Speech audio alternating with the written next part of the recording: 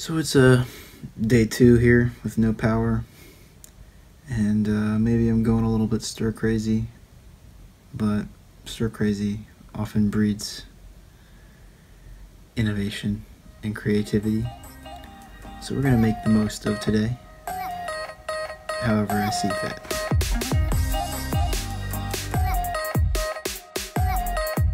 So really the plan for today is to do a little bit of damage assessment around town, but first I've got to eat something. I haven't had a real meal in a little over 2 days. I've been eating snacks and pizza, and my body just feels kind of I need to get some protein and something high in calories to keep me going. So we got to see what's open around here. So it's looking like there is power right now here in Soto, Michigan, close to Orange Avenue.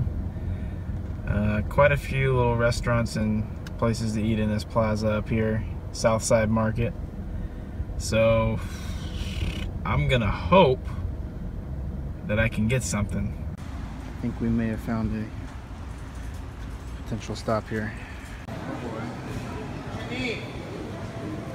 Well, I gave up on the sub shop line because it was going to take probably an hour, but I got the Chinese section. This is one of those Publixes that has the little Chinese section, and it's pretty good. It'll get the job done. I'm very hungry, so I'm going to eat this. This is Cecils BBQ on Orange Avenue right here. Their sign, straight up just falling over. A little bit of Walking Dead references here. That's pretty funny. Terminus, Negan was here, dead inside. So I know what some of you are thinking. Colby, I thought you were done with the daily vlogs. And yes, I am done with the daily vlogs. I will not be making a vlog every single day. And really, I'm not even going to consider these vlogs anymore. This is more of a, I want to go around and show you guys some interesting stuff that I find. Whether that be a roadside attraction, or some kind of neat little history artifact, and you know, just kind of make something with a little bit higher production value. I'm done with the whole vlogging thing for the most part. I don't live that interesting of a life. I'm not Casey Neistat.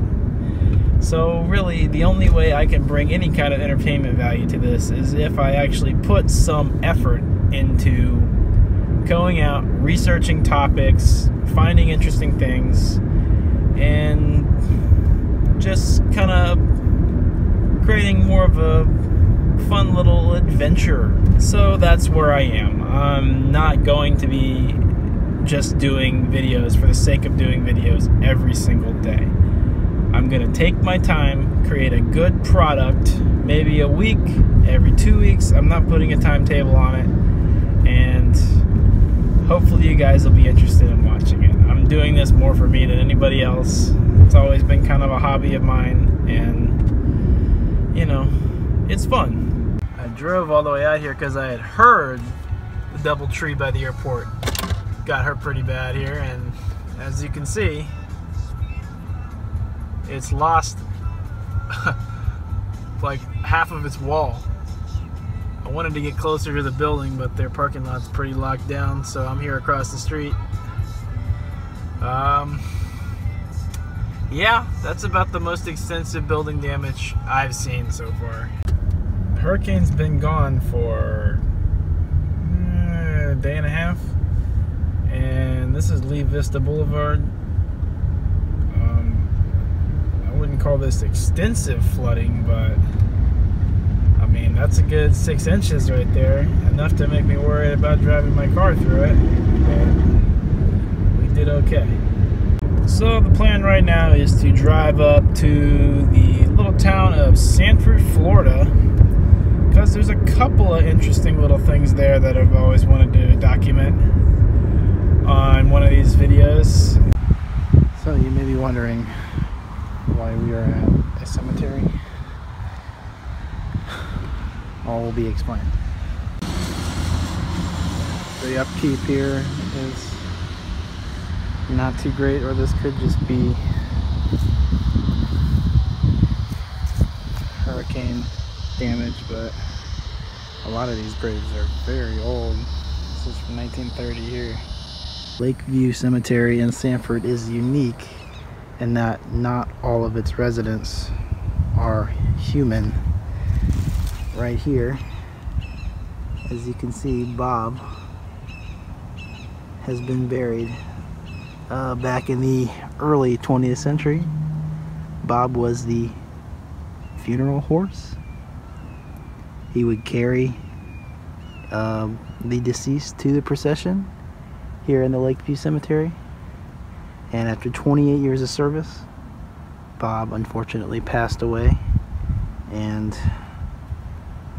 he did such a great job, they commemorated him here, right in the cemetery. Gave him his own plot and everything. And that's what makes this kind of a unique cemetery in a lot of ways, is that, you know, they commemorated this nice little horse, Bob. Rest in peace, Bob. Alright, I promise the next little destination will not be nearly as morbid as that. So I'm hoping it's still there, because it's been 4 years probably since the last time I saw it, and I haven't really been up here. But fingers crossed, because it's kind of cool. There it is. That is the MTV Man from the original MTV logo, back before MTV turned into just reality TV shows. Conflicting reports say that this came from some kind of MTV event, whether it was in Daytona Beach or somewhere around here, and it was bought up by this industrial surplus warehouse, and they've just kind of kept him out front ever since.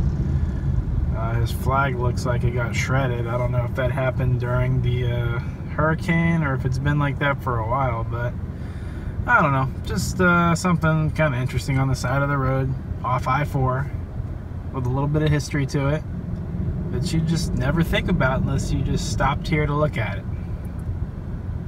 Well, what do you know? I get home and the power's on, so it's my lucky day.